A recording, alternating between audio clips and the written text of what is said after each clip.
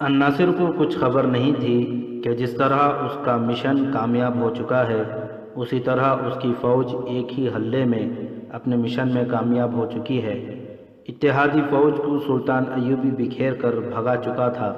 اتحادی فوج کا سالار اعلیٰ سیف الدین میدان جنگ سے لاپتہ ہو چکا تھا اور اب سلطان ایوبی سیف الدین کے ایک سالار مظفر الدین کا انتظار کر رہا تھا۔ اسے خطرہ محسوس ہو رہا تھا کہ اگر مظفر الدین میدان جنگ میں ہوا تو وہ جوابی حملہ ضرور کرے گا۔ صلاح الدین ایوبی کا اندازہ غلط نہیں تھا، مظفر الدین وہیں تھا۔ اس کے پاس اس کی فوج کا چوتھائی حصہ تھا جو سلطان ایوبی کے حملے کی تاب نہ لا کر بھاگ چکی تھی۔ اس چوتھائی حصے کو جنگ میں شریک ہونے کا موقع ہی نہیں ملا۔ یہ شکست خوردہ فوج کا محفوظہ تھا جو محفوظ تھا اور سلطان ایوبی اس کی موجودگی سے بے خبر تھا۔ یہ اس کی چھٹی حس تھی جو اسے بتا رہی تھی کہ خطرہ ابھی موجود ہے۔ اس نے اپنے جاسوسوں کو میدان جنگ کے ارد گرد دور دور تک پھیلا دیا تھا تاکہ کسی بھی جگہ کوئی فوج ہو اس کی اطلاع فوراً پہنچائیں۔ وہاں ہر فوجی کے ذہن میں یہی خیال تھا کہ سیف الدین کی فوج مکمل طور پر ختم ہو چکی ہے، اور یہ سوال ہی پیدا نہیں ہوتا تھا کہ اس فوج کا کوئی سپاہی یا افسر زندہ موجود ہے۔ ان میں سے جو زندہ موجود تھے وہ سلطان ایوبی کی فوج کی حراست میں جنگی قیدی تھے۔ پہلے بتایا جا چکا ہے کہ وہ خطہ ایسا تھا جس کے خد و خال کئی دستوں کو ایک ایک نشیب میں چٹانوں کے جھرمٹ میں یا جنگل میں چھپا سکتے تھے۔ سلطان ایوبی کے جاسوسی نظام کو یہی دشواری پیش آ رہی تھی، حالانکہ یہ وہ نظام تھا جو دشمن کی پیٹھ میں جا کر راز نکال لایا کرتا تھا۔ مظفر الدین نے میدان جنگ سے 2-2.5 میل دور ایسی جگہ اپنے دستے چھپا رکھے تھے جو اس خطے کا نشیبی علاقہ تھا۔ وہاں جنگل بھی تھا اور ارد گرد چٹانیں بھی۔ وہ ایسے خیمے میں بیٹھا سلطان ایوبی پر حملے کا منصوبہ بنا رہا تھا۔ وہ بہت جلدی میں تھا۔ اس کا ایک نائب سالار خیمے میں داخل ہوا۔ اس کے ساتھ ایک اور آدمی تھا۔ کوئی نئی خبر ہے؟ مظفر الدین نے پوچھا۔ صلاح الدین ایوبی کی فوج میں کوئی تبدیلی نہیں آئی، نائب سالار نے کہا۔ تفصیل اس سے سن لو، یہ سب کچھ دیکھ آیا ہے۔ یہ آدمی جاسوس تھا، اس نے کہا۔ صلاح الدین ایوبی کی فوج نے ابھی ہماری اس فوج کا سامان نہیں اٹھایا جو بھاگ گئی ہے۔ زخمیوں کو اٹھا لے گئے ہیں، لاشیں بھی اٹھائی گئی ہیں۔ ہماری لاشوں کو بھی وہ اپنی لاشوں کے ساتھ الگ الگ قبروں میں دفن کر رہے ہیں، مگر ان کی خبر سناؤ جو ابھی زندہ ہیں، مظفر الدین نے کہا۔ مرنے والوں کو قبروں میں اترنا ہے، وہ اتر رہے ہیں۔ کیا ایوبی نے اپنی فوج میں کوئی رد و بدل کیا ہے؟ اس کا دایاں بازو وہی ہے یا ادھر ادھر ہو گیا ہے؟ قابل صد احترام سالار، جاسوس نے کہا، میں سپاہی نہیں کمانڈر ہوں۔ میں جو خبر دے رہا ہوں وہ کچھ سوچ کر اور کچھ سمجھ کر دے رہا ہوں۔ میرا مقصد یہ نہیں کہ آپ کو خوش کروں اور آپ کی خفگی سے ڈروں۔ میرا مقصد بالکل آپ ہی کی طرح ہے کہ سلطان ایوبی کی فتح کو شکست میں بدلا جائے۔ آپ کچھ جلدی میں معلوم ہوتے ہیں، جلدی ضرور کریں، جلد بازی سے بچیں۔ میں جو کہہ رہا ہوں مجھے کہنے دیں، مجھے پابند نہ کریں۔ میں جانتا ہوں کہ آپ کی نظر سلطان ایوبی کے دائیں پہلو پر ہے، کیونکہ یہی ہدف آپ کی آسان ضد اور رسائی ہے، مگر میں نے اس کی فوج کے دوسرے حصوں کو یہ پیش نظر رکھ کر دیکھا ہے کہ ہم اس کے دائیں پہلو پر حملہ کریں گے تو سلطان ایوبی فوج کے دوسرے حصوں کو کس طرح استعمال کرے گا۔ وہ ہمیں گھیرے میں لینے کی کوشش کرے گا، مظفر الدین نے کہا۔ گھیراؤ وسیع رکھے گا، ہمیں گھمائے پھرائے گا اور گھیرا تنگ کرتا جائے گا۔ میں اس کی چالوں کی متعلق پیش گوئی کر سکتا ہوں۔ صلاح الدین ایوبی نے محفوظہ کے ان دستوں کو جن سے اس نے ہمارے قلب پر حملہ کیا اور کامیابی حاصل کی ہے پھر سے سمیٹ لیا اور اگلے دستوں سے ایک کوس پیچھے تیار رکھا ہوا ہے۔ آپ ٹھیک سمجھے ہیں کہ سلطان ایوبی ہمارے حملہ آور دستوں کو گھیرے میں لینے کی کوشش کرے گا۔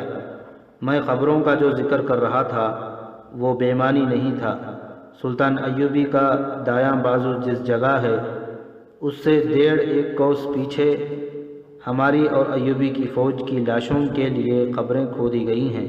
ان کی تعداد 1,500 کے لگ بھگ ہوگی۔ یہ 1,500 گڑھے ہیں۔ آپ قبر کی لمبائی، چوڑائی اور گہرائی سے واقف ہیں۔ آپ ایسی سمت سے حملہ کریں کہ ایوبی کے دستے پیچھے ہٹیں۔ آپ انہیں قبروں کے قریب لے جائیں، دست بدست لڑنے کے بجائے تیروں کا اندھا دھند استعمال کریں اور انہیں مجبور کر دیں کہ قبروں پر چلے جائیں۔ آپ تصور کر سکتے ہیں کہ گھوڑے کھلی ہوئی قبروں میں کس طرح گریں گے۔ ان میں سے جن قبروں میں لاشیں اتار کر ان پر ڈھیریاں بنا دی گئی ہیں وہ بھی ان کے لیے رکاوٹیں بنیں گی۔ ایوبی کے دائیں بازو کی قوت کتنی اور کس قسم کی ہے؟ مظفر الدین نے پوچھا۔ کم از کم 1,000 سوار اور 1,500 پیادے ہیں، جاسوس کمانڈر نے جواب دیا۔ یہ دستے تیاری کی حالت میں ہیں، آپ انہیں بے خبری میں نہیں لے سکتے۔ اس نے اس نقشے پر جو مظفر الدین کے آگے پڑا تھا ایک جگہ انگلی رکھ کر کہا، یہ ہے دشمن ایوبی کا بازو۔ میرے اندازے کے مطابق اس کا پھیلاؤ 800 قدم ہے۔ اس کے سامنے کی زمین گڑھوں والی ہے، نیچی نیچی گول گول ٹیکریاں بھی ہیں۔ اس کے دائیں کا علاقہ صاف ہے۔ حملے کے لیے یہ راستہ موزوں نظر نہیں آتا، مگر حملہ سامنے سے کیا جائے دشمن پیچھے ہٹے گا۔ میرا حملہ سامنے کے بیکار راستے سے بھی ہوگا، دائیں جانب سے صاف راستے سے بھی۔ مظفر الدین نے کہا، میں قبروں کے گڑھوں اور ڈھیریوں کو استعمال کروں گا۔ اس نے اپنے نائب سالار سے کہا، کوئی بھی آدمی کہیں بھی نظر آئے اسے پکڑ لو۔ یہ علاقہ جنگ کی لپیٹ میں آیا ہوا ہے۔ ادھر سے کوئی مسافر نہیں گزرے گا، ادھر سے وہیں گزرے گا جو جاسوس ہوگا۔ 2 مسافروں کو شاید معلوم نہیں تھا کہ یہ علاقہ جنگ کی لپیٹ میں آیا ہوا ہے۔ ایک اونٹ پر سوار تھا، وہ بوڑھا تھا، اس کی داڑھی سفید تھی، اونٹ پر کچھ سامان بھی لدا ہوا تھا۔ دوسرے نے اونٹ کی مہار پکڑ رکھی تھی۔ وہ دونوں دیہاتی لباس میں تھے۔ وہ اس جگہ سے گزر رہے تھے جہاں سے مظفر الدین کے چھپے ہوئے دستے نظر آ رہے تھے۔ ایک فوجی نے انہیں پکارا، وہ نہ رکے، ان کی رفتار تیز ہو گئی۔ ایک گھوڑ سوار ان کے پیچھے گیا تو وہ رک گئے۔ سوار نے انہیں ساتھ چلنے کو کہا۔ ہم مسافر ہیں، جوان آدمی نے کہا۔ آپ کا کیا بگاڑا ہے، ہمیں جانے دیں۔ حکم ہے کہ یہاں سے جو گزرے اسے روک لیا جائے، گھوڑ سوار نے کہا، اور انہیں اپنے ساتھ لے گیا۔ انہیں ایک خیمے کے سامنے جا کھڑا کیا اور خیمے میں اطلاع دی گئی۔ ایک کمانڈر باہر آیا۔ اس نے ان سے پوچھا کہ وہ کہاں سے آئے ہیں اور کہاں جا رہے ہیں۔ انہوں نے جو جواب دیا اس سے کمانڈر مطمئن ہو گیا، لیکن اس نے انہیں بتایا کہ انہیں آگے نہیں دیا جائے گا، انہیں عزت سے رکھا جائے گا، قید میں نہیں۔ ان کے اس سوال کا جواب نہ دیا جا سکا کہ انہیں کب تک یہاں رکھا جائے گا۔ یہ پہلے مسافر تھے جنہیں مظفر الدین کے حکم کے مطابق روکا گیا تھا۔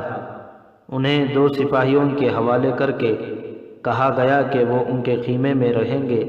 ان کی کسی نے نہ سنی۔ انہیں جس خیمے میں رکھا گیا وہاں یہی 2 سپاہی رہتے تھے۔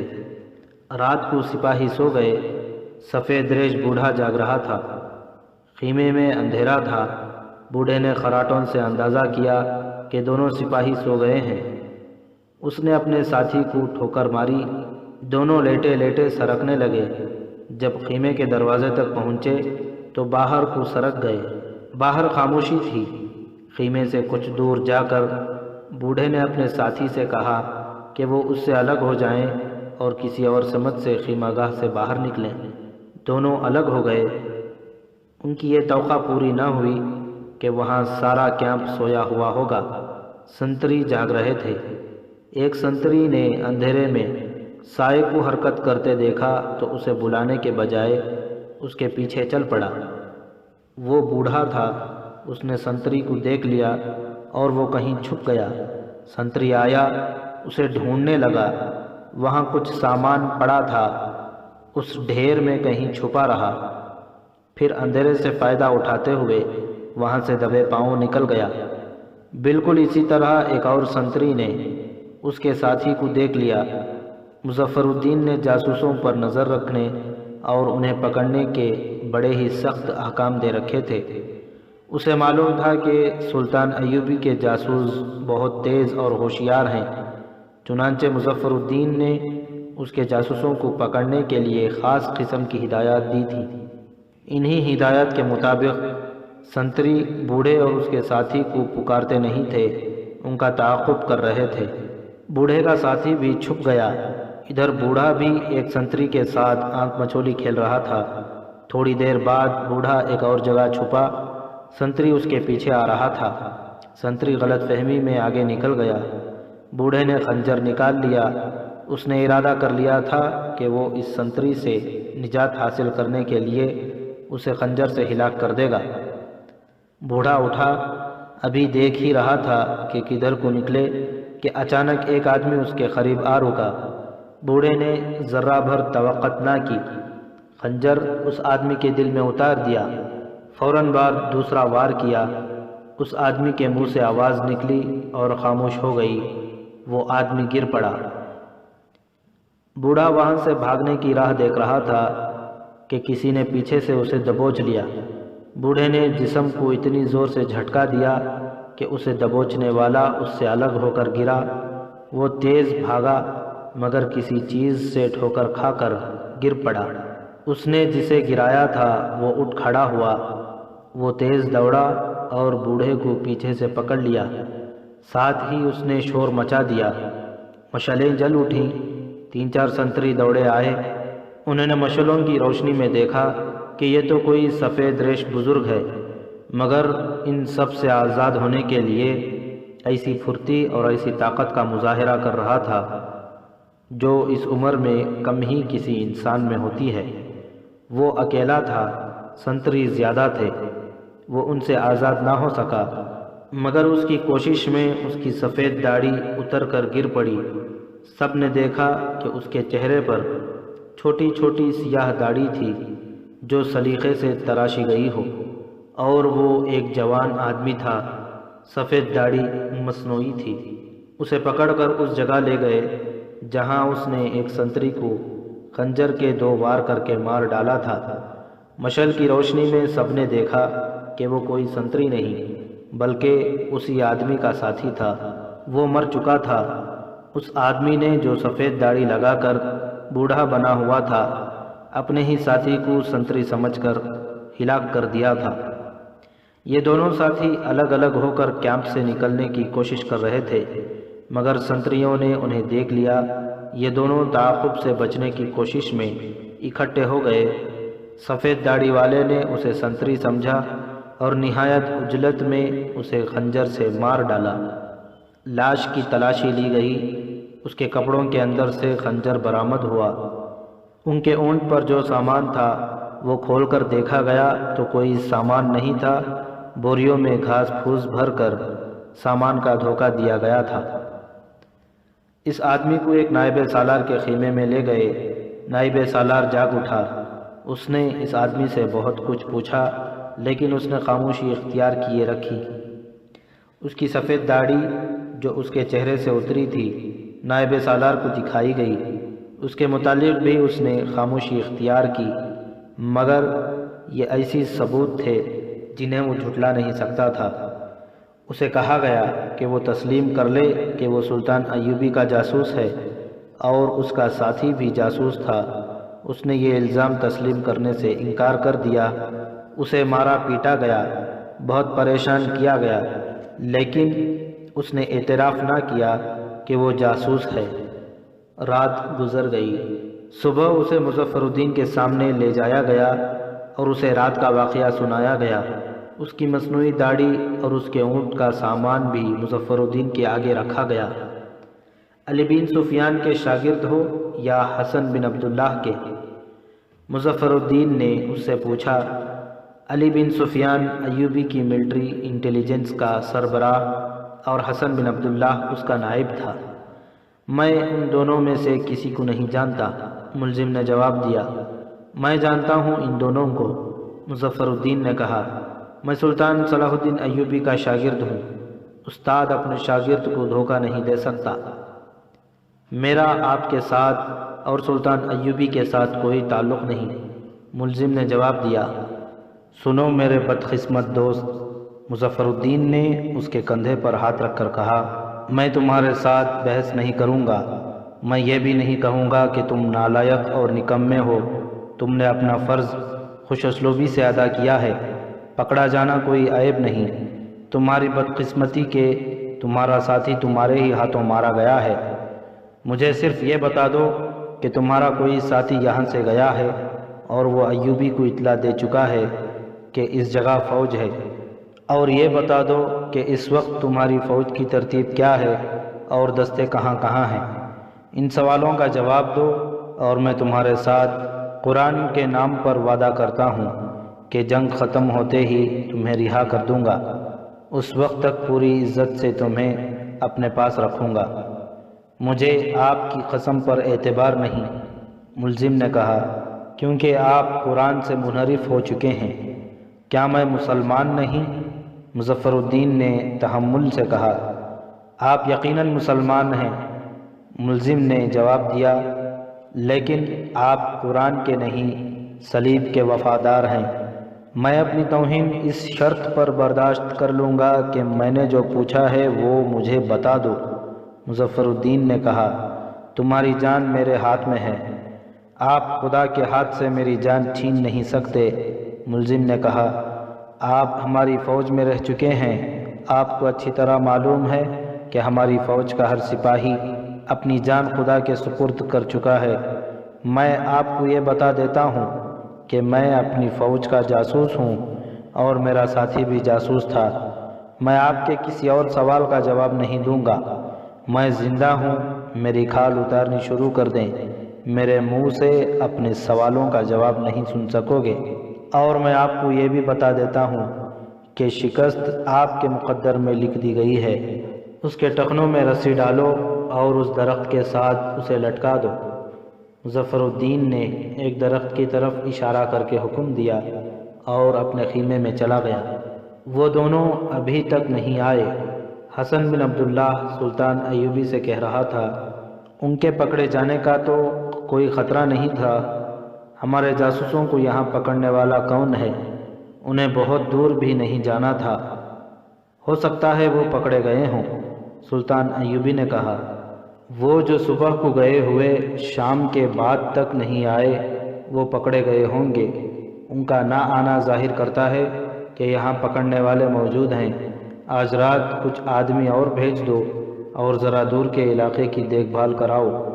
وہ انہی دونوں جاسوسوں کے متعلق بات کر رہے تھے۔ سلطان ایوبی نے ہمیشہ اپنی جاسوسی کے نظام پر بھروسہ کیا اور دشمن کو اسی نظام کی رہنمائی میں ناک چنے چبواتے رہے، مگر اب اس کا یہ نظام اس کے لیے بیکار ہوتا جا رہا تھا۔ اس کی وجہ یہ تھی کہ اس کے مد مقابل اس کا شاگرد مظفر الدین تھا۔ گزشتہ رات سلطان ایوبی کے ایک جاسوس کی لاش ترکمان سے کچھ دور ویرانے میں پڑی ملی تھی، اس کے پہلو میں تیر اترا ہوا تھا۔ مظفر الدین نے اپنے نائب سالار سے کہا تھا، اگر تم صلاح الدین ایوبی کے جاسوسوں کے خلاف اقدام کر سکو تو وہ اندھا اور بہرا ہو جائے، پھر تم اسے شکست دینے کی سوچ سکتے ہو۔ اب سلطان ایوبی کے دو اور جاسوس لاپتہ ہو گئے تھے۔ سلطان ایوبی ان دونوں واقعات کو نظر انداز نہیں کرنا چاہتا تھا۔ اس کے حکم پر حسن بن عبداللہ نے 6 چھاپہ مار جاسوس روانہ کر دیے۔ صبح کی اذان کی پہلی اللہ اکبر گونجی تو سلطان ایوبی کی آنکھ کھلی، وہ خیمے سے باہر نکلا تو اس کے خادم نے مشعل جلا کر اس کے خیمے کے آگے رکھ دی۔ ادھر سے ایک گھوڑ سوار گھوڑا دوڑاتا آیا، سلطان ایوبی کے سامنے رک کر وہ گھوڑے سے اترا اور کہا، سلطان کا اقبال بلند ہو۔ اپنے دائیں پہلو کے علاقے کے سامنے کسی فوج کی حرکت سنی گئی ہے۔ دیکھ بھال کے لیے 2 آدمی آگے گئے تھے، انہوں نے تصدیق کی ہے کہ فوج آ رہی ہے۔ سلطان ایوبی نے مرکزی کمان کے سالاروں کے نام لے کر کہا کہ انہیں فوراً بلاؤ۔ وہ زمین پر بیٹھ گیا اور تیمم کیا۔ اس کے پاس وضو کے لیے وقت نہیں تھا۔ وہیں قبلہ رو ہو کر اس نے مصلی بچھائے بغیر نماز پڑھی، مختصر الفاظ میں دعا مانگی اور اپنا گھوڑا منگوایا۔ یہ مظفر الدین کے سوا اور کوئی نہیں تھا۔ سلطان ایوبی نے اپنے سالاروں سے کہا، یہ سلیبی نہیں ہو سکتے، ان کے آنے کی سمت یہ نہیں ہو سکتی۔ اگر یہ اطلاع صحیح ہے کہ دشمن ہمارے دائیں پہلو کے دستوں کے سامنے اور دائیں سے آ رہے ہیں تو خیال رکھنا یہ دو طرفہ حملہ ہوگا۔ اپنے کسی دستے کو پیچھے نہ ہٹنے دینا۔ پیچھے 1500 قبروں کے گڑھے ہیں، تمام لاشوں کو ابھی دفن نہیں کیا گیا، یہ گڑھے ہمارے سواروں کی قبریں بن جائیں گی۔ سلطان ایوبی گھوڑے پر سوار ہوا، اس کے محافظ دستے کے 12 محافظ اس کے پیچھے چل پڑے۔ وہ سوار تھے، اس نے آدھے درجن تیز رفتار سوار قاصد بھی ساتھ لے لیے تھے اور 2 سالار بھی تھے۔ اس نے گھوڑے کو ایڑ لگا دی اور ایک ایسی چٹان پر جا چڑھا جہاں سے وہ اپنے دائیں بازو کے سامنے کا علاقہ اور اپنے دستوں کو دیکھ سکتا تھا۔ صبح کا دھندلکا چھٹنے لگا تھا۔ وہ چٹان سے اترا اور دائیں بازو کے دستوں کے کمانڈروں کو بلا کر حکم دیا کہ سواروں کو گھوڑوں پر سوار کر دو اور پیادہ دستوں کے تیر اندازوں کو سامنے والے علاقے کے کھڈوں میں اور بلندیوں کے پیچھے مورچہ بند ہونے کو دوڑا دو۔ اب سے دائیں پہلو کے دستوں کی اعلیٰ کمان میرے پاس ہوگی۔ اس نے کمانڈروں اور نائب سالاروں سے کہا، اپنے قاصد اپنے ساتھ رکھ لو اور میرے ساتھ رابطہ رکھو۔ سلطان ایوبی کی ٹریننگ کی نقل و حرکت کی برق رفتاری پر زیادہ زور دیا جاتا تھا۔ کسی چال کی حکم کی تعمیل حیران کن رفتار سے ہوتی تھی۔ مظفر الدین کی فوج ابھی اتنی قریب نہیں تھی کہ سلطان ایوبی کے دستوں کی حرکات دیکھ سکتی۔ مظفر الدین نے گھوڑ سواروں سے حملہ کیا۔ جو ہی اس کا پہلا سوار دستہ سلطان ایوبی کے دستوں کے سامنے والے علاقے میں آیا، اس کی ترتیب خراب ہو گئی، کیونکہ وہاں کھڈ اور ڈھیریوں کی طرح ٹیکریاں تھیں۔ ان کھڈوں میں سلطان ایوبی کے تیر انداز بیٹھ گئے تھے۔ انہوں نے اپنے قریب سے اور اپنے اوپر سے گزرتے اور سرپٹ دوڑتے گھوڑوں پر تیر برسانا شروع کر دیے۔ سوار گرنے لگے۔ جس گھوڑے کو تیر لگتا تھا وہ بے لگام ہو کر ادھر ادھر بھاگنے دوڑنے لگتا تھا۔ یہ تو ہر معرکے میں ہوتا تھا۔ مظفر الدین کے لیے یہ صورتحال عجیب نہیں تھی، البتہ اسے یہ پریشانی ہوئی کہ اس کی توقع کے خلاف سلطان ایوبی کے دائیں بازو کے دستے بیدار تھے اور مقابلے کے لیے تیار تھے۔ اس یلغار میں سلطان ایوبی کے بے شمار تیر انداز کچلے گئے۔ اس قربانی سے سلطان ایوبی نے یہ فائدہ حاصل کیا کہ مظفر الدین کے حملے کی شدت ختم ہو گئی۔ اب سلطان ایوبی جم کر لڑ سکتا تھا۔ مظفر الدین یہ جو توقع لے کر حملہ آور ہوا تھا کہ وہ اچانک آ پڑے گا اور سلطان ایوبی کو وہ اپنی چالوں کا پابند کر کے اسے میدان جنگ میں اپنی پسند کے مطابق لڑاتا رہے گا، اس کی یہ توقع ختم ہو گئی تھی۔ سلطان ایوبی اپنی چالیں چلنے کے لیے آزاد تھا۔ اس کے چند ایک تیر اندازوں نے مظفر الدین کے گھوڑوں کے قدموں میں بیٹھ کر جانیں قربان کر دی تھیں، لیکن اپنے سلطان کو وہ بڑا ہی قیمتی جنگی فائدہ دے گئے تھے۔ مظفر الدین کا حملہ آور دستہ کئی ایک گھوڑے اور اس کے سوار مروا کر آگے نکل آیا۔ آگے سلطان ایوبی خود تھا۔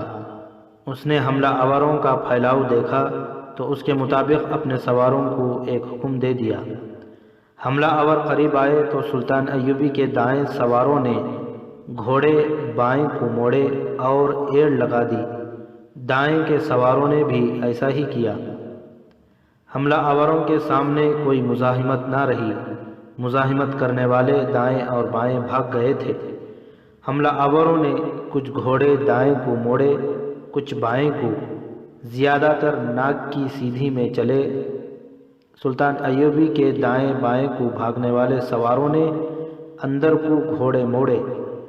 اب حملہ آوروں کے گھوڑوں کے پہلو ان کے سامنے تھے۔ انہوں نے ایڑ لگا دی۔ دونوں طرف سے سواروں نے ہلہ بول دیا تو ان کے برچھیوں کا کوئی وار خالی نہ گیا۔ حملہ آور تو آگے کو دوڑے جا رہے تھے، وہ اپنے پہلوؤں کی حفاظت کرنے کے قابل ہی نہیں تھے۔ ان کی عافیت اسی میں تھی کہ وہ آگے کو نکل جائیں۔ آگے 1,500 قبریں تھیں۔ حملہ آوروں کے پیچھے سلطان ایوبی کے سوار آ رہے تھے۔ صورت تعاقب کی بن گئی تھی۔ حملہ آوروں کے گھوڑے کھلی ہوئی قبروں سے گزرنے لگے۔ مظفر الدین گھبرا جانے والا سالار نہیں تھا، اس نے کم سے کم تعداد سے حملہ کرایا تھا۔ اس سے اس نے میدان جنگ کا ذائقہ چکھ لیا اور صورتحال معلوم کر لی۔ اس نے فوراً سواروں کی دوسری موج چھوڑ دی۔ سلطان ایوبی کے سواروں نے گھوڑے روک لیے تھے کیونکہ وہ قبروں سے دور رہنا چاہتے تھے۔ وہ اگلے حکم کی تعمیل کرنے ہی لگے تھے کہ مظفر الدین کے سواروں کا دوسرا دستہ ان کے سر پر آ گیا۔ انہیں سنبھلنے کی مہلت نہ ملی۔ یہ عقبی حملہ تھا، اس میں سلطان ایوبی کے سواروں کا بہت جانی نقصان ہوا۔ کئی سوار آگے کو نکل بھاگے اور ان کے گھوڑے قبروں میں گرے۔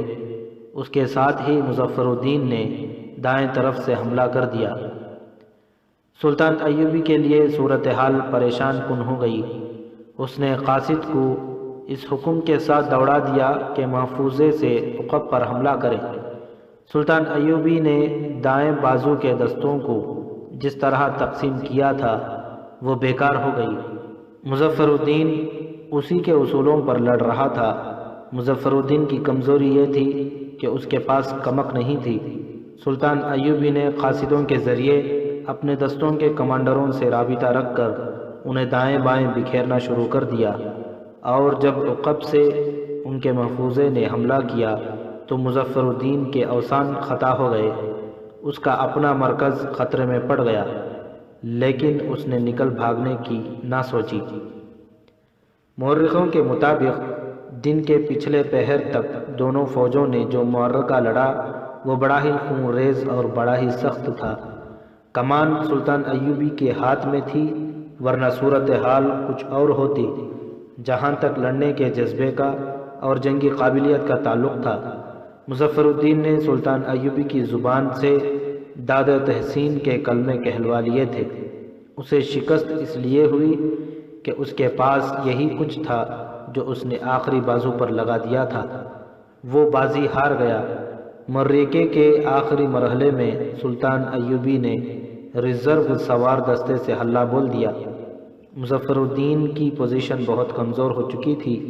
اس نے پسپائی میں خیریت سمجھی۔ سلطان ایوبی نے بہت سے عقیدی پکڑے، جن میں مظفر الدین کا ایک مشیر فخر الدین بھی تھا۔ یہ کوئی معمولی سا انسان نہیں تھا، سیف الدین کا وزیر تھا۔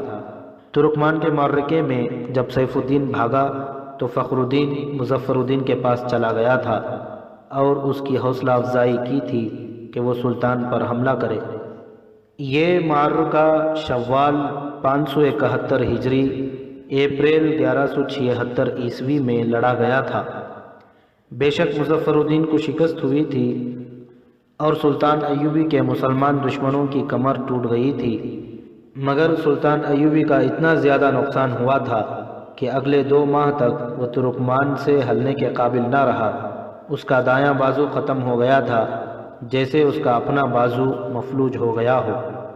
اس کے پاس نئی بھرتی آ رہی تھی، لیکن وہ رنگروٹوں کے ساتھ پیش قدمی نہیں کر سکتا تھا۔ اس نے اسی روز دمشق اور مصر قاصد دوڑا دیے کہ کمک بھیجو۔ اگر اس کا اتنا زیادہ نقصان نہ ہوتا تو وہ آگے جا کر حلب، موصل اور ہرن وغیرہ پر یلغار کرتا اور اپنے ان مسلمان دشمنوں کو جو فلسطین کے راستے میں حائل ہو گئے تھے راہ راست پر لے آتا یا ختم کر دیتا۔ یہ میری فتح نہیں، سلطان ایوبی نے اس معرکے کے بعد اپنے سالاروں سے کہا، یہ صلیبیوں کی فتح ہے۔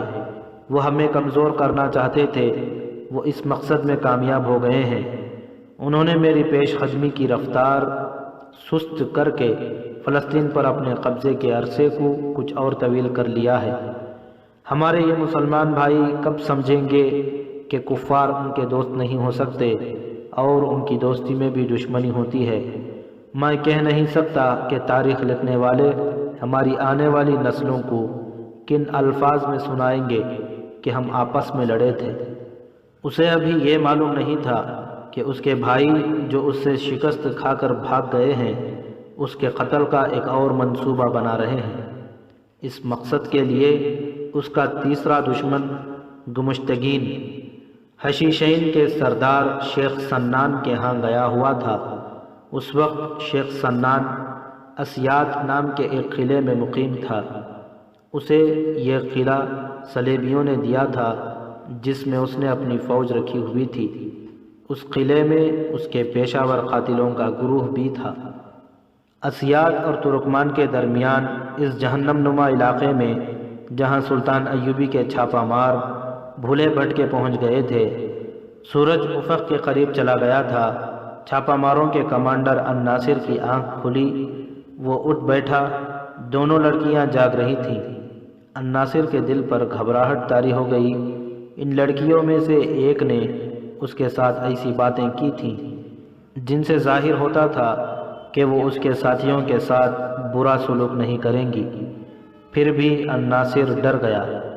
انہیں جگاؤ، بڑی لڑکی نے کہا، ہمیں دور جانا ہے۔ ہمیں راستے پر ڈال کر جاؤ گی؟ ہمیں راستے پر ڈال کر جاؤ گی؟ الناصر نے پوچھا۔ تم سب ہمارے ساتھ چلو گے؟ لڑکی نے جواب دیا، ہمارے بغیر تم منزل تک نہیں پہنچ سکو گے۔ الناصر نے اپنے ساتھیوں کو جگایا۔ بڑی لڑکی نے چھوٹی لڑکی سے کچھ کہا۔ وہ اٹھی اور دوسرے گھوڑے کے ساتھ بندھے ہوئے تھیلے سے کچھ نکالا۔ پانی کا مشکیزہ کھولا۔ مشکیزے کا منہ کھول کر اس نے تھیلے میں سے جو چیز نکالی تھی وہ مشکیزے میں ڈال دی۔ اسے ہلایا اور مشکیزہ الناصر کو دے دیا۔ پانی پی لو، منزل تک شاید پانی نہ ملے۔ الناصر اور اس کے ساتھیوں نے پانی پی لیا۔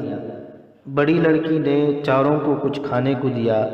کچھ دیر گزر گئی تو لڑکیوں نے تھیلے اور مشکیزے گھوڑوں کی زینوں کے ساتھ باندھ دیے۔ سورج نیچے جا رہا تھا۔ تم نے اس جگہ کو جہنم کہا تھا، الناصر نے بلند آواز سے کہا۔ یہاں تو سبزہ زار ہے، تم نے ہمیں اتنی جلدی یہاں کس طرح پہنچا دیا ہے؟ اس کے تینوں ساتھی حیرت سے ادھر ادھر دیکھ رہے تھے۔ کیا تم تینوں کو بھی سبزہ زار نظر آ رہا ہے؟ بڑی لڑکی نے پوچھا۔ ہم سبزہ زار میں بیٹھے ہیں، ایک نے کہا۔ کیا تم ہماری جان تو نہیں لے لو گی؟ دوسرے نے کہا۔ تم جنات میں سے ہو؟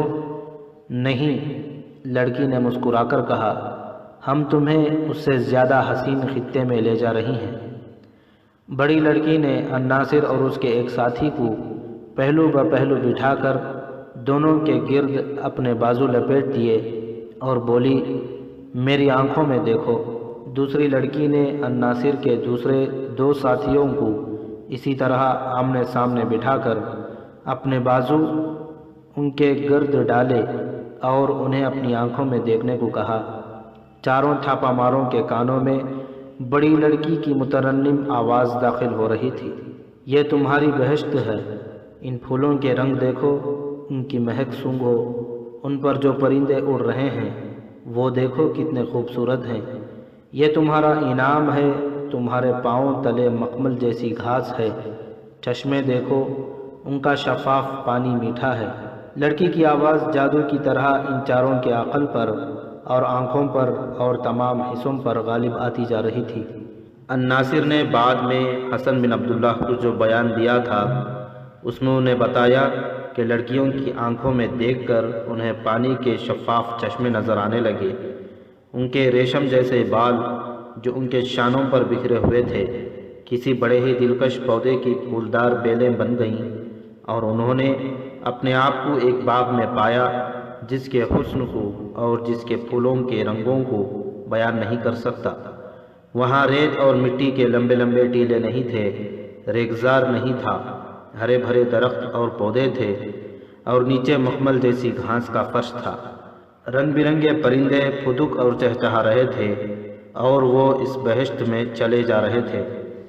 وہ چاروں مخمل جیسی جس گھاس پر چلے جا رہے تھے وہ در حقیقت ریت تھی کہیں کہیں زمین سخت بھی تھی اور وہ چاروں ایک گیت گنگناتے جا رہے تھے۔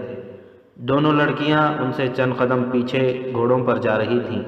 ان کا رخ ترکمان کی طرف نہیں تھا جہاں سلطان صلاح الدین ایوبی کی فوج تھی اور جو ان چاروں چھاپا ماروں کی منزل تھی، بلکہ ان کا رخ اسیاد کے قلعے کی طرف تھا جہاں حشیشین کا سردار شیخ سنان رہتا تھا۔ الناصر اور اس کے ساتھیوں کو کچھ علم نہیں تھا کہ وہ کدھر جا رہے ہیں۔ ان کا یہ احساس مردہ ہو چکا تھا کہ وہ جا نہیں رہے، انہیں لے جایا جا رہا ہے۔ ان کے پیچھے پیچھے جاتی لڑکیاں آپس میں باتیں کر رہی تھیں۔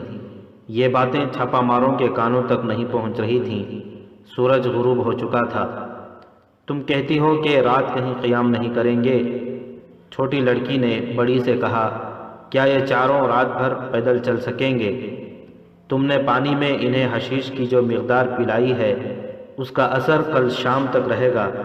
بڑی لڑکی نے کہا، اور میں نے انہیں جو کھلایا ہے وہ تم نے دیکھا ہے۔ ان سے تم بے فکر ہو جاؤ، مجھے امید ہے کہ سورج نکلنے سے پہلے ہم اسیاد پہنچ جائیں گے۔ میں تو انہیں دیکھ کر ڈر گئی تھی۔ چھوٹی لڑکی نے کہا، یہ تمہارا کمال ہے کہ تم نے ان پر قابو پا لیا اور ان پر یہ ظاہر کیا کہ ہم جنات ہیں۔ یہ مسلمان جنات کے وجود کو مانتے ہیں، یہ عقل کا کھیل ہے۔ بڑی لڑکی نے کہا، میں نے ان کی ذہنی حالت پر قبضہ کیا تھا۔ ان کے چہرے اور ان کی چال ڈھال دیکھ کر میں سمجھ گئی تھی کہ صلاح الدین ایوبی کے فوجی ہیں اور راستے سے بھٹک گئے ہیں۔ میں یہ بھی سمجھ گئی تھی کہ ہمیں دیکھ کر یہ چاروں ڈر گئے ہیں۔ اگر ہم ڈر جاتی اور عورتوں کی طرح بزدلی کا مظاہرہ کرتی تو یہ چاروں ہمارے ساتھ وہ سلوک کرتے جو تم ساری عمر نہ بھول سکتی۔ اس ویرانے میں کسی کو ہم جیسی لڑکیاں مل جائیں تو وہ انہیں بہنیں اور بیٹیاں نہیں سمجھا کرتا۔ میں نے ان کی جسمانی حالت دیکھی، پھر میں نے مسلمانوں کی یہ کمزوری سامنے رکھی کہ جنات کے معاملے میں یہ قوم توہم پرست ہے۔ میں نے اپنے آپ کو جن بنا لیا۔ اس جہنم میں ہم جیسی لڑکیوں کی موجودگی کو ان کی عقل تسلیم نہیں کر سکتی۔ ہمیں وہ تصور سمجھ سکتے تھے یا جنات۔ میں نے ان سے جس انداز سے بات کی اس سے انہیں یقین ہو گیا کہ ہم جنات ہیں۔ میں اس قوم کی جذباتی کمزوریوں سے واقف ہوں۔ تمہیں ابھی بہت کچھ سیکھنا ہے، ذرا جلدی سیکھ لو۔ میں نے سیف الدین جیسے چالاک آدمی کو اپنے اشاروں پر نچا دیا ہے۔ یہ تو سپاہی ہیں، معلوم نہیں میں کیوں اس فن میں کامیاب نہیں ہو رہی۔ چھوٹی لڑکی نے کہا، میرا دل ساتھ نہیں دیتا۔ کوشش کرتی ہوں کہ تم جیسے کمالات دکھا سکوں، لیکن دل سے آواز آتی ہے کہ یہ فریب ہے۔ پھر تم ان مردوں کے ہاتھوں میں کھلونا بنی رہو گی۔ بڑی لڑکی نے کہا، تم پہلی بار باہر نکلی ہو، میں نے دیکھا ہے کہ تم کامیاب نہیں ہوئی، تم صرف داشتہ بنی رہی۔ اس طرح تم سلیب کی کوئی خدمت نہیں کر سکتی۔ تم اپنے جسم کو وقت سے بہت پہلے بوڑھا کر لو گی اور یہ مرد تمہیں اٹھا کر باہر پھینک دیں گے۔ ہمارا مقصد یہ نہیں کہ مسلمان امراء اور حکمرانوں کے لیے تفریح کا سامان بنے، ہمیں ایک جادو بن کر ان کی عقل پر غالب آنا ہے۔ ان چاروں فوجیوں میں تم نے توہم پرستی کی جو کمزوری دیکھی ہے وہ ہمارے صلیبی استادوں اور یہودیوں نے پیدا کی ہے۔ تم نے دیکھ لیا ہے کہ میں نے انہیں کتنی جلدی اپنے قبضے میں لے لیا ہے۔ میں نے ان چاروں سے ایک بات کہی تھی، وہ مجھے میرے استاد نے سکھائی تھی۔ وہ یہ تھی کہ انسان ایک لذت کی پیداوار ہے اور وہ ہمیشہ اس لذت کا خواہاں رہتا ہے، اس خواہش کو دبانے کی کوشش بھی کرتا ہے۔ ہمارا مقصد یہ ہے کہ مسلمانوں میں لذت پرستی ابھاری جائے، کیونکہ یہی انسان کی وہ کمزوری ہے جو اسے تباہی تک پہنچاتی ہے۔ ہمیں وہ رات یاد نہیں جب سیف الدین نے ہماری موجودگی میں اپنے ایک سالار سے کہا تھا کہ وہ اس پر غور کرنا چاہتا ہے کہ صلاح الدین ایوبی سے صلح کر لی جائے۔ میں نے اسی رات اس کے دماغ سے یہ خیال نکال دیا تھا۔ اسیاد پہنچ لیں تو یہ استادی مجھ میں بھی پیدا کرو۔ چھوٹی لڑکی نے کہا، مجھے اس کام سے نفرت سی ہوتی جا رہی ہے۔ میں ان مسلمان حاکموں کا کھلونا بنی رہی ہوں۔ تم دامن بچا لیتی رہی، میں نہیں بچا سکی۔ کبھی کبھی کہیں بھاگ جانے کا ارادہ دل میں تڑپتا ہے، مگر کوئی راستہ نظر نہیں آتا اور کوئی پناہ نہیں ملتی۔ سب کچھ سیکھ جاؤ گی۔ بڑی لڑکی نے کہا، تمہیں میرے ساتھ تربیت کے لیے ہی بھیجا گیا تھا، میں نے تمہاری کمزوریاں دیکھ لی ہیں، یہ دور ہو جائیں گی۔ الناصر اپنے ساتھیوں کے ساتھ چلا جا رہا تھا۔ لڑکیوں نے گھوڑے ان سے آگے کر لیے تاکہ یہ چاروں راستے سے نہ ہٹ جائیں۔ وہ ایک آواز میں گیت گاتے جا رہے تھے۔ ریت، مٹی اور پتھر ان کے لیے گھاس بنے ہوئے تھے، انہیں کسی دوسری طرف روانہ کر دینا تھا۔ چھوٹی لڑکی نے کہا، انہیں اسیاد لے جا کر کیا کرو گی؟ اپنے پیر استاد شیخ سنان کے لیے اس سے بہتر اور کوئی تحفہ نہیں ہو سکتا۔ بڑی لڑکی نے جواب دیا، یہ صلاح الدین ایوبی کے چھاپہ مار ہیں اور جاسوس بھی۔ مجھے خاص طور پر بتایا گیا تھا کہ سلطان صلاح الدین ایوبی کا ایک جاسوس پکڑ کر ان کے ذہن کو اپنے قبضے میں لے لو تو سمجھو کہ تم نے اس کی فوج کے 1000 سپاہی بیکار کر دیے ہیں۔ ایوبی نے اپنے چھاپہ ماروں اور جاسوسوں کو جو تربیت دے رکھی ہے اس سے وہ اوسط درجے انسانوں سے بہت اوپر چلے گئے ہیں۔ جسمانی لحاظ سے ان میں غیر معمولی پھرتی اور قوت برداشت ہوتی ہے، اور ذہنی لحاظ سے وہ اپنے فرض کے دیوانے ہوتے ہیں۔ ان چاروں نے جو شب خون مارے اور اس تھکن کے بعد صحرا میں جو مصیبت، بھوک اور پیاس برداشت کی ہے وہ کوئی اور انسان برداشت نہیں کر سکتا۔ ہماری فوج میں یہ جذبہ نہیں۔ ان چاروں کو میں شیخ سنان کے حوالے کر دوں گی، اس کے آدمی جو اس فن کے ماہر ہیں۔ ان چاروں کے اسی جذبے اور جسمانی خوبیوں کو اپنی طرف منتقل کر لیں گے۔ تمہیں شاید معلوم نہ ہو کہ صلاح الدین ایوبی کو قتل کرنے کی کئی کوششیں ہو چکی ہیں مگر کامیاب ایک بھی نہیں ہوئی۔ ان چاروں کو حشیش اور استادی کے ذریعے ایوبی کے قتل کے لیے تیار کیا جا سکتا ہے۔ یہ اس کے اپنے چھاپہ مار ہیں، اس تک رسائی حاصل کر سکتے ہیں۔ کیا صلاح الدین ایوبی پر اس طرح قابو نہیں پایا جا سکتا جس طرح سیف الدین، گمشتگین وغیرہ کو اپنے قبضے میں لیا گیا ہے؟ چھوٹی لڑکی نے پوچھا۔ نہیں، بڑی لڑکی نے جواب دیا، جو انسان لذت سے دستبردار ہو کر ایک مقدس مقصد کو دل میں بٹھا لے اسے ہم جیسی حسین لڑکیاں اور سونے کے انبار راستے سے نہیں ہٹا سکتی۔ ایوبی ایک بیوی کا قائل ہے۔ نور الدین زنگی میں بھی یہی خرابی تھی کہ سلطان ہو کر بھی اس نے گھر میں ایک ہی بیوی رکھی اور مرتے دم تک اس کا وفادار رہا۔ یہی خرابی صلاح الدین میں ہے۔ کوشش کی جا چکی ہے، اس پتھر کو موم نہیں کیا جا سکا۔ فلسطین پر قبضہ برقرار رکھنے کا یہی طریقہ رہ گیا ہے کہ ایوبی کو قتل کرا دیا جائے۔ مجھے ایسے آدمی اچھے لگتے ہیں جو ایک عورت کے وفادار رہتے ہیں۔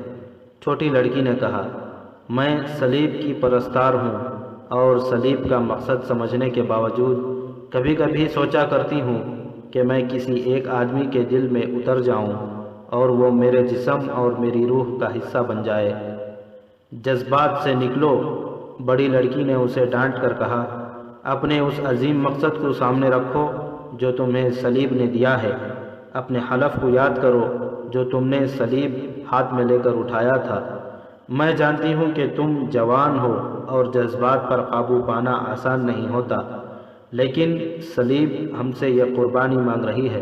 الناصر اور اس کے ساتھی لڑکیوں کے گھوڑوں نے پیچھے پیچھے گاتے گنگناتے اور قہقہے لگاتے جا رہے تھے۔ جوں جوں رات گزرتی جا رہی تھی ان کی منزل قریب آتی جا رہی تھی۔ یہ لڑکیاں کون تھیں؟ یہ اسی قبیل کی لڑکیاں تھیں جن کے متعدد قصے آپ پڑھ چکے ہیں۔ صلیبی اور یہودی غیر معمولی طور پر حسین اور دلکش بچیوں کو استادوں کے حوالے کر کے انہیں خصوصی تربیت دیتے تھے، انہیں ذہنی تخریب کاری، کردار کشی اور اپنے دشمن کو اپنے مقاصد کے لیے استعمال کرنے کے ڈھنگ سکھاتے تھے، انہیں سراپا لذت بنا دیا جاتا تھا۔ لڑکپن میں انہیں یہ ٹریننگ دی جاتی تھی کہ اپنے دشمن کی سوچوں پر کس طرح قبضہ کیا جاتا ہے۔ ان لڑکیوں میں شوخی اور بے حیائی پیدا کی جاتی تھی، انہیں جذبات سے عاری کر دیا جاتا تھا۔ یہودی چونکہ مسلمانوں کو اپنا سب سے بڑا دشمن سمجھتے تھے، اس لیے وہ اپنی بچیاں صلیبیوں کے حوالے کر دیا کرتے تھے۔ صلیبی اپنی لڑکیوں کو بھی استعمال کرتے تھے اور وہ ان علاقوں میں جن پر ان کا قبضہ تھا مسلمانوں کے قافلوں پر حملے کرتے اور کوئی خوبصورت بچی مل جائے تو اسے اٹھا لے جاتے تھے، اسے اپنے مقاصد کے لیے تیار کر لیتے تھے۔ یہ دو لڑکیاں کچھ عرصہ پہلے تحفے کے طور پر صلیبیوں نے والی موصل سیف الدین کو بھیجی تھی۔ آپ نے دیکھ لیا ہے کہ سیف الدین صلاح الدین ایوبی کا دشمن تھا۔ ان دونوں لڑکیوں کو اس مقصد کے لیے بھیجا گیا تھا، ایک تو جاسوسی کرتی رہی اور دوسرا یہ کہ سیف الدین کو کبھی یہ نہ سوچنے دی کہ وہ سلطان ایوبی کے ساتھ صلح کر لے۔ تیسرا مقصد یہ تھا کہ سلطان ایوبی کے خلاف جو مسلمان امرا متحد ہو گئے تھے انہیں اندر سے ایک دوسرے کے خلاف رکھا جائے۔ یہ کام صرف ان دو لڑکیوں کے ہی ذمے نہیں تھا، وہاں صلیبیوں کی پوری مشنری درپردہ کام کر رہی تھی۔ انہوں نے چند ایک مسلمانوں کا ایمان خرید لیا تھا، یہ مسلمان ان کے لیے کام کر رہے تھے۔ سیف الدین اتحادی فوج کا سالار اعلیٰ بن کر ترکمان کے مقام پر سلطان ایوبی پر حملہ کرنے گیا تو بادشاہوں کے دستور کے مطابق اپنے حرم کی چیدہ لڑکیاں اور ناچنے والیاں بھی میدان جنگ میں ساتھ لے گیا۔ یہ دو صلیبی لڑکیاں بھی ان کے ساتھ گئیں۔ انہیں وہ مسلمان اور معصوم سمجھتا تھا، مگر بڑی لڑکی اس کے اعصاب پر آسیب کی طرح غالب آ گئی تھی۔ حرم کی باقی لڑکیوں کو اس نے اپنا غلام بنا لیا تھا۔ سیف الدین نے جنگل میں جا منگل بنایا، وہاں آندھی آئی جس کی آپ تفصیل پڑھ چکے ہیں۔ اس آندھی میں فوزی نام کی ایک لڑکی اپنے بھائی کی لاش گھوڑے پر ڈالے سلطان ایوبی تک پہنچی اور اسے بتایا کہ 3 اتحادی افواج اس پر حملہ کرنے کے لیے پہنچ چکی ہیں۔ سلطان ایوبی نے تیزی سے حرکت کی اور سیف الدین کے لشکر پر حملہ کر دیا۔ آپ پڑھ چکے ہیں کہ سیف الدین کا لشکر بے خبری میں مارا گیا۔ وہاں معرکہ جو لڑا گیا وہ ایک طرفہ تھا۔ میدان جنگ صلاح الدین ایوبی کے ہاتھ تھا۔ سیف الدین اتحادی افواج کی کمان نہ سنبھال سکا۔ صاف نظر آنے لگا کہ وہ بھاگ جائے گا۔ یہ دو صلیبی لڑکیاں اس کے ساتھ تھیں، وہ اکیلی نہیں تھیں۔ صلیبیوں کے چند ایک مسلمان ایجنٹ سیف الدین کی فوج میں اچھے عہدوں پر تھے۔ لڑکیوں کا ان کے ساتھ رابطہ تھا۔ لڑکیاں انہیں اطلاعیں اور خبریں دیتی تھیں اور وہ انہیں صلیبیوں تک پہنچا دیتے تھے۔ انہوں نے دیکھا کہ جنگ کی صورتحال ایسی ہو گئی ہے کہ اتحادیوں کے سامنے پسپائی کے سوا کوئی راستہ نہیں، تو ان دونوں لڑکیوں کو وہاں سے نکالنے کا ارادہ کیا۔ صلیبیوں کی یہ لڑکیاں بہت قیمتی تھیں۔ سیف الدین میدان جنگ میں بھاگا دوڑا پھر رہا تھا۔ حرم کی لڑکیاں اس کی رہائش گاہ میں ایک خیمے میں اکٹھی ہو گئی تھیں۔ یہ دو صلیبی لڑکیاں الگ کھڑی تھیں۔ ان کے آدمی آ گئے، انہیں 2 گھوڑے دیے۔ گھوڑوں کی زینوں کے ساتھ پانی کے 4 چھوٹے مشکیزے اور 2-3 تھیلوں میں کھانے کا سامان باندھ دیا۔ خنجر بھی دیے، لیکن ان کا نہایت کارگر ہتھیار حشیش تھی اور اسی قسم کا ایک اور نشہ جس کا کوئی ذائقہ نہیں ہوتا۔ کسی کو دھوکے میں پلایا جاتا تو اسے پتہ ہی نہیں چلتا تھا کہ پانی یا شربت میں اسے کچھ اور پلا دیا گیا ہے۔ یہ دونوں نشہ آور اشیاء انہیں اس لیے ساتھ باندھ دی گئی تھیں کہ انہیں کسی مرد کے ساتھ کے بغیر سفر کرنا تھا۔ راستے میں اگر وہ کسی کے ہتھے چڑھ جائیں تو اسے دھوکے میں یہ نشہ پلا کر بیکار کرنا تھا۔ رات کے وقت جب میدان جنگ میں کشت خون ہو رہا تھا، یہ دونوں لڑکیوں کو گھوڑوں پر بٹھا کر 2 آدمی ساتھ گئے۔ ترکمان سے بہت دور تک یہ آدمی ساتھ رہے، پھر لڑکیوں کو راستہ سمجھا کر واپس آ گئے۔ لڑکیوں کی منزل اسیات کا قلعہ تھی۔ بڑی لڑکی ذہین، تجربہ کار اور دلیر تھی۔ وہ چھوٹی لڑکی کو ساتھ لے کر روانہ ہو گئی۔ صبح تک وہ سرسبز علاقے سے دور نکل گئی تھی اور اس علاقے میں داخل ہو گئیں جو اس خطے کا جہنم تھا۔ لڑکیوں کو معلوم تھا کہ اس مقام پر آ کر خشک پاٹ کے اندر جانا ہے۔ علاقہ ڈراؤنا تھا اور تنور کی طرح گرم تھا۔ سورج سر پر آیا تو انہیں چٹان نظر آئی جو نیچے سے اندر کو گئی ہوئی تھی اور اس کے نیچے رک گئیں۔ کھانا کھا کر انہوں نے کچھ دیر آرام کیا۔ اتنے میں انہیں الناصر اور اس کے 3 ساتھی آتے دکھائی دیے۔ انہیں دیکھ کر بڑی لڑکی سمجھ گئی کہ یہ آدمی کس جسمانی اور ذہنی کیفیت میں ہے۔ اپنی تربیت کے مطابق اس نے کامیاب اداکاری کی جس سے الناصر ان دونوں کو واہمہ یا جن سمجھ بیٹھا، لڑکی کی اداکاری کامیاب تھی۔ اس نے انہیں پہلے تو پانی اور کھانا دیا، پھر انہیں حشیش اور دوسرا نشہ پلا دیا۔ اس نے اور اس کے ساتھ کی لڑکی نے انہیں نشہ پلا کر پھولوں، سبزہ زار، پرندوں اور مخمل جیسی گھاس کی جو باتیں کی تھیں، وہ ان چاروں کے ذہن میں بہشت کا تصور پیدا کرنے کی کوشش کی تھی۔ یہ حسن بن صباح کا طریقہ تھا کہ لوگوں کو حشیش پلا کر ان کے ذہنوں میں بڑے حسین تصورات پیدا کیا کرتا اور انہیں اپنے مقاصد کے لیے استعمال کرتا تھا۔ اب 100 سال بعد شیخ سنان اس کا جانشین تھا۔ یہ گروہ اب حشیشین یا فدائی کہلاتا تھا۔ بڑی لڑکی کو اس کام کی تربیت حاصل تھی۔ اسے یوں کہہ لیں کہ حشیش اور باتوں کی مدد سے اپنے شکار یا معمول کو ہپنوٹائز کر لیا جاتا تھا۔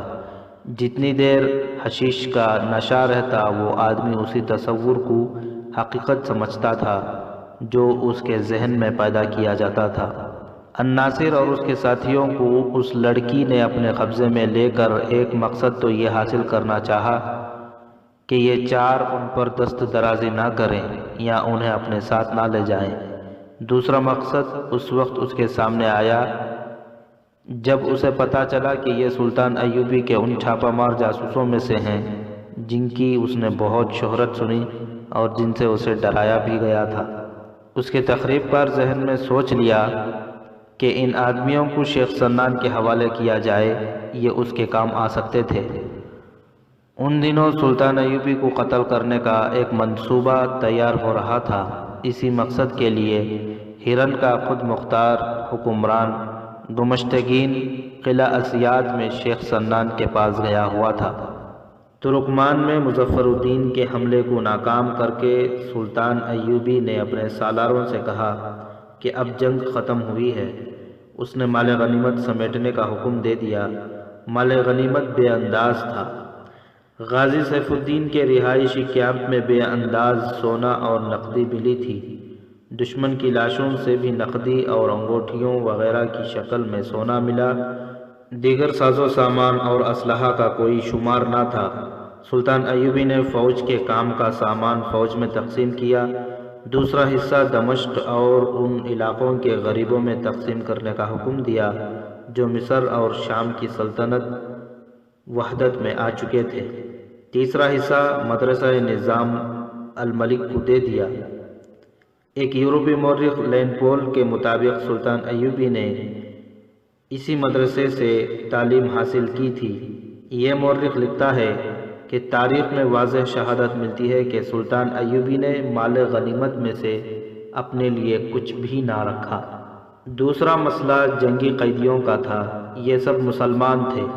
سلطان ایوبی نے انہیں اکٹھا کر کے کہا کہ تم مسلمان ہو اور مسلمانوں کے خلاف لڑنے آئے تھے۔ تمہاری شکست کی وجہ یہی ہے، تمہارے حکمران تمہارے مذہب کے بدترین دشمن کے ساتھ دوستی کر کے اس کے ہاتھ مضبوط کر رہے ہیں۔ تمہاری دنیا بھی خراب ہوئی اور عاقبت بھی۔ اپنے گناہ بخشوانے کا یہی ایک طریقہ ہے کہ اسلام کے سپاہی بن جاؤ اور اپنے قبلہ اول کو آزاد کراؤ۔ سلطان ایوبی کی یہ تقریر جوشیلی اور جذباتی تھی۔ جنگی قیدیوں میں بہت سے نعرے لگانے لگے۔ انہوں نے اپنے آپ کو سلطان ایوبی کی فوج کے لیے پیش کر دیا۔ اسی طرح سلطان ایوبی کی فوج میں تربیت یافتہ سپاہیوں اور عہدیداروں کا اضافہ ہو گیا۔ اس کے باوجود سلطان ایوبی نے پیش قدمی ملتوی کر دی۔ فوج کی تنظیم نو کی ضرورت تھی۔ اس نے دمشق اور قاہرہ سے کمک بھی منگوا بھیجی تھی۔ زخمیوں کے علاج کا اس نے وہیں انتظام کر دیا تھا۔ دراصل مظفر الدین کے تصادم نے اس کی حالت کچھ زیادہ ہی خراب کر دی تھی۔ اسیاد کا قلعہ آج کے لبنان کے سرحد کے اندر تھا۔ ایک مصری وقائع نگار محمد فرید ابو حدید کی تحریر کے مطابق قلعہ اسیاد حسن بن صباح کے فرقے حشیشین کا مرکز اور مستقر تھا۔ اس قلعے میں شیخ سنان کی حکمرانی تھی جو حسن بن صباح کا جانشین تھا۔ اس قلعے میں اس نے کچھ فوج بھی رکھی ہوئی تھی۔ اسیاد ذرا بڑا قلعہ تھا۔ اس سے دور دور 3-4 چھوٹے قلعے بھی تھے جو شیخ سنان کے حشیشین کے پاس تھے۔ انہیں یہ قلعے صلیبیوں نے دے رکھے تھے۔ صلیبیوں کی کوشش یہ تھی کہ حشیشین کو مسلمان قائدین کے قتل کے لیے اور مسلمان قوم کی کردار کشی کے لیے استعمال کیا جائے، لیکن حشیشین جو اسلام کا ایک فرقہ بن کر ابھرنا چاہتے تھے، کرائے کے قاتل بن کر رہ گئے تھے۔ انہوں نے صلیبی لیڈروں کو بھی قتل کیا تھا، انہیں نقدی دے کر کوئی بھی استعمال کر سکتا تھا۔ سلطان ایوبی کے دور میں صلیبیوں نے انہیں اتنی مراعات دی کہ انہیں قلعے تک دے دیے۔ وہ ان کے ہاتھوں نور الدین زنگی اور صلاح الدین ایوبی کو قتل کرانے کی کوشش کرتے رہے۔ نور الدین زنگی کی موت کے متعلق میجر جنرل محمد اکبر خان رنگروٹ نے بعض مورخوں کے حوالے سے لکھا ہے کہ یہ حشیشین کی کارستانی تھی، اسے دھوکے میں کچھ کھلا دیا گیا تھا جس سے وہ چند دنوں بعد فوت ہو گیا۔ اب صلاح الدین ایوبی کو قتل کرنے کے منصوبے بن رہے تھے، حشیشین صلیبیوں کے ہاتھوں میں کھیل رہے تھے۔ اس صبح سورج ابھی نکلا نہیں تھا جب الناصر اور اس کے 3 ساتھی 2 صلیبی لڑکیوں کے ساتھ اسیاد کے قلعے کے دروازے پر جا رکے۔ بڑی لڑکی نے کوئی خفیہ الفاظ بولے، تھوڑی دیر بعد قلعے کا دروازہ کھل گیا اور یہ قافلہ اندر چلا گیا۔ الناصر اور اس کے ساتھیوں کو کسی کے حوالے کر کے لڑکیاں شیخ سنان کے پاس چلی گئیں۔ وہ ہر پہلو سے بادشاہ تھا، اس کا انداز اور اس کی شان و شوکت بادشاہوں جیسی ہوتی تھی۔ اسے یہ احساس ہی نہیں تھا کہ وہ بوڑھا ہو چکا ہے۔ اسے جب بڑی لڑکی بتا رہی تھی کہ وہ کہاں سے آئی ہے اور ان کے دوست سیف الدین پر کیا بیتی ہے، شیخ سنان کی نظریں چھوٹی لڑکی پر جمی ہوئی تھیں۔ آؤ یہاں، شیخ سنان نے بڑی لڑکی سے توجہ ہٹا کر چھوٹی کو اپنے پاس بلایا اور کہا، تم ضرورت سے زیادہ خوبصورت ہو، میرے پاس بیٹھو۔ لڑکی کو بازو سے پکڑ کر اپنے پاس بٹھا لیا اور انگلیاں اس کے بالوں میں پھیرنے لگا۔ بولا، تم بہت تھکی ہوئی ہو، آج میرے پاس آرام کرنا۔ اس لڑکی نے شیخ سنان کو پہلی بار دیکھا تھا۔ لڑکی نے اسے گھور کر دیکھا جیسے بوڑھے کی یہ حرکت اسے پسند نہ آئی ہو۔ وہ سرک کر اس سے دور ہٹ گئی۔ شیخ سنان نے اسے پھر بازو سے پکڑا اور اس طرح جھٹکا دے کر اپنے قریب کر لیا جیسے لڑکی نے پرے سرک کر اس کی توہین کر دی ہو۔ اس نے بڑی لڑکی سے کہا، اسے ہمارے متعلق کسی نے نہیں بتایا کہ ہم کون ہیں اور ہماری توہین کتنا بڑا جرم ہے۔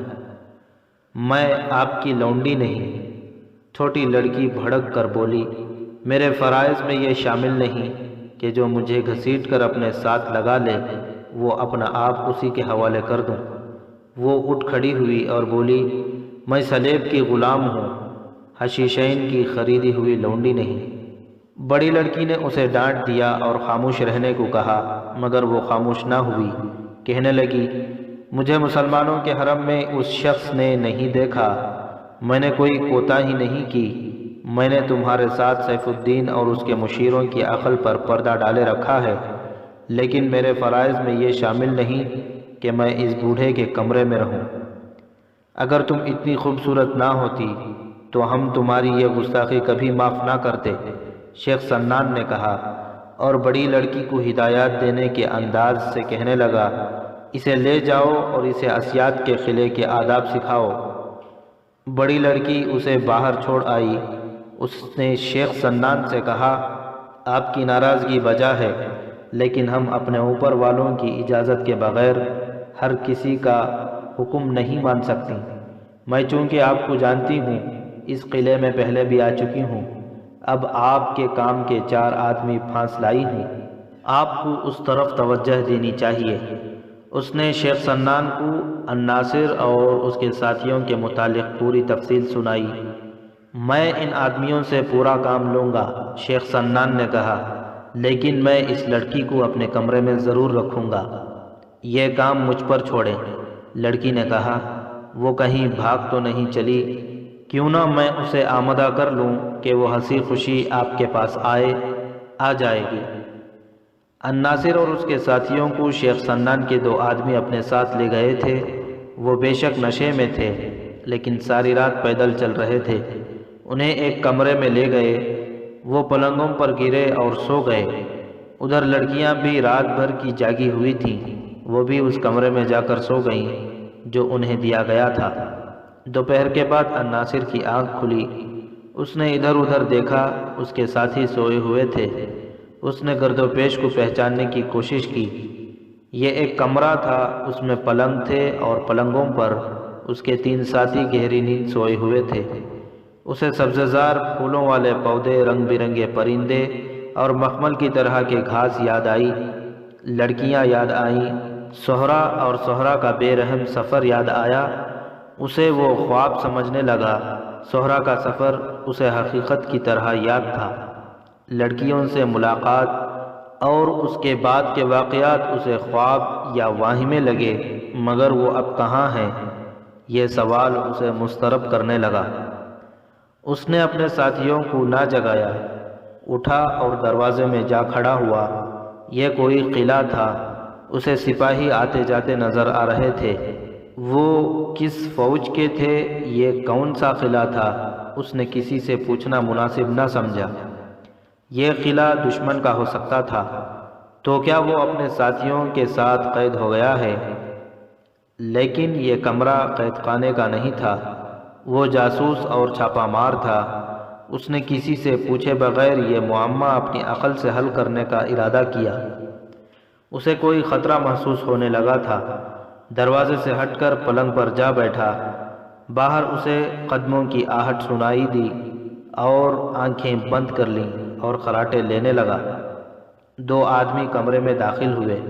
ابھی سوئے ہوئے ہیں، ایک آدمی نے دوسرے سے کہا۔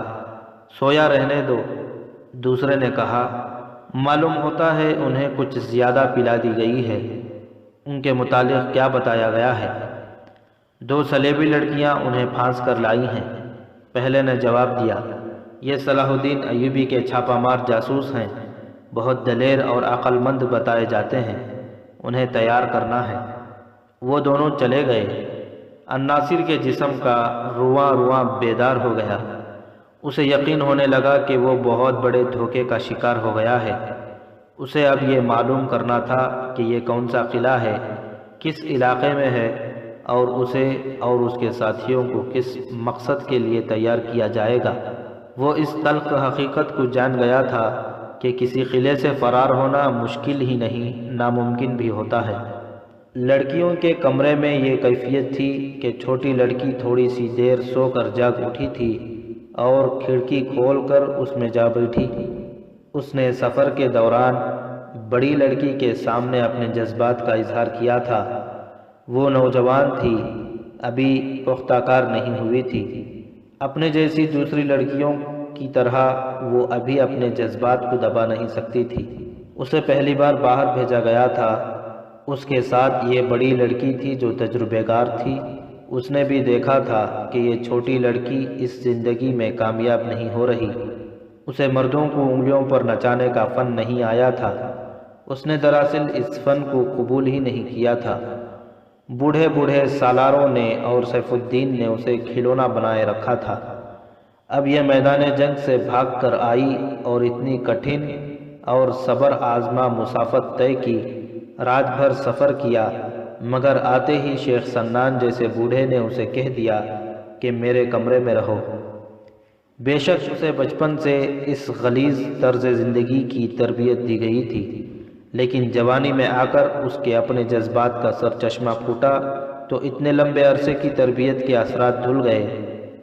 جن انسانوں کو اسے پھانسنے اور صلیب کی جال میں الجھائے رکھنے کے لیے تیار کیا گیا تھا، ان انسانوں سے اسے نفرت ہو گئی اور اپنے پیشے کو وہ حقارت کی نظروں سے دیکھنے لگی۔ وہ کھڑکی کے سامنے بیٹھی بڑے ہی تلخ خیالوں میں الجھی ہوئی تھی۔ اس کے آنسو نکل آئے۔ اسے نہ کوئی پناہ دکھائی دے رہی تھی، نہ کوئی راہ فرار۔ بڑی لڑکی جاگ اٹھی، اپنی ساتھی کو کھڑکی میں بیٹھا دیکھ کر اس کے پاس جا بیٹھی۔ اس کی آنکھوں میں آنسو دیکھ کر بولی، ابتدا میں جذبات کی یہی حالت ہوتی ہے۔ ہم جو کچھ کر رہی ہیں وہ اپنی عیاشی کے لیے نہیں، صلیب کی حکمرانی کے قیام کے لیے کر رہی ہیں۔ اپنے سامنے یہ مقصد رکھو کہ اسلام کا نام و نشان مٹانا ہے۔ ہمارے سپاہی اپنے محاذ پر لڑتے ہیں، ہمیں اپنے محاذ پر لڑنا ہے۔ اپنے ذہن کو وسعت دو، اپنے جسم سے دست بردار ہو جاؤ، تمہاری روح پاک ہے۔ مسلمان اپنی لڑکیوں کو اس طرح استعمال کیوں نہیں کرتے جس طرح ہمیں کیا جا رہا ہے؟ چھوٹی لڑکی نے پوچھا۔ ہمارے بادشاہ اور ان کی فوجیں مسلمانوں کی طرح کیوں نہیں لڑتیں؟ چوروں کی طرح مسلمانوں کو قتل کیوں کرایا جاتا ہے؟ صلاح الدین ایوبی کے ان چھاپا ماروں کی طرح سلیب کی فوج کیوں ایسے چھاپا مار تیار نہیں کرتی؟ صرف اس لیے کہ ہماری قوم میں بزدلی ہے۔ چوری چھپے وار کرنے والے بزدل ہوا کرتے ہیں۔ بڑی لڑکی سٹپٹا اٹھی اور بولی، ایسی باتیں کسی اور کے سامنے نہ کرنا ورنہ قتل ہو جاؤ گی۔ اس وقت ہم شیخ سنان کے پاس ہیں، اس سے ہمیں بہت بڑا کام لینا ہے، اسے ناراض نہ کرو۔ مجھے اس شخص سے نفرت ہو گئی ہے۔ چھوٹی لڑکی نے کہا، یہ کسی ملک کا بادشاہ نہیں، کرائے کے قاتلوں کا سرغنہ ہے۔ میں اسے اس قابل نہیں سمجھتی کہ میرے جسم کو بھی ہاتھ لگائے۔ بڑی لڑکی نے اسے بہت دیر کی بحث کے بعد اس پر آمادہ کر لیا کہ وہ شیخ سنان کے ساتھ اچھی طرح باتیں کریں۔ اس نے چھوٹی کو یقین دلایا کہ وہ شیخ کو اس کا لالچ اور وعدہ دیے رکھے گی۔ اس نے چھوٹی لڑکی سے کہا، تم نے میرے کمالات دیکھے نہیں، میں ان بادشاہوں کو مٹھی میں لے کر انہیں گمراہ کرنا جانتی ہوں۔ شیخ سنان کو تو میں کچھ بھی نہیں سمجھتی۔ کیا تم ایسی صورت پیدا کر سکتی ہو کہ ہم یہاں سے جلدی نکل جائیں؟ چھوٹی لڑکی نے پوچھا۔ کوشش کروں گی، بڑی لڑکی نے جواب دیا۔ پہلے تو اپنے متعلق یہ اطلاع بھجوانی ہے کہ ہم یہاں ہیں۔ اتنے میں 2 آدمی کمرے میں آئے۔ انہوں نے لڑکیوں سے ان چاروں آدمیوں کے متعلق پوچھا۔ بڑی لڑکی نے انہیں بتایا کہ وہ کون ہیں اور انہیں کس طرح اور کیوں لایا گیا ہے۔ وہ کس حال میں ہیں؟ بڑی لڑکی نے پوچھا۔ ابھی سوئے ہوئے ہیں، ایک آدمی نے جواب دیا۔ انہیں قید میں ڈال دو گے؟ چھوٹی لڑکی نے پوچھا۔ قید میں ڈالنے کی کوئی ضرورت نہیں، اس آدمی نے جواب دیا۔ یہاں سے بھاگ کر کہاں جائیں گے؟ کیا ہم انہیں دیکھ سکتی ہیں؟ چھوٹی لڑکی نے پوچھا۔ کیوں نہیں؟ اسے جواب ملا، وہ تمہارا شکار ہے، انہیں دیکھو، بلکہ ضرورت بھی یہی ہے کہ تم ان کے پاس جاؤ اور انہیں اپنے جال میں لیے رکھو۔ کچھ دیر بعد چھوٹی لڑکی بڑی کے روکنے کے باوجود اس کمرے میں چلی گئی جہاں الناصر اور اس کے ساتھی سوئے ہوئے تھے۔ الناصر دراصل جاگ رہا تھا۔ چھوٹی لڑکی کو دیکھ کر وہ اٹھ بیٹھا اور پوچھا، ہمیں کہاں لے آئی ہو؟ مجھے یہ بتاؤ کہ تم کون ہو، کیا ہو اور یہ کون سی جگہ ہے؟ چھوٹی لڑکی نے الناصر کو بڑی غور سے دیکھا۔ اس کے ذہن سے بگولا سا اٹھا، یہ جذبات کا بگولا تھا۔ اس نے سرگوشی میں الناصر سے پوچھا، فرار ہونا چاہتے ہو؟ میں یہ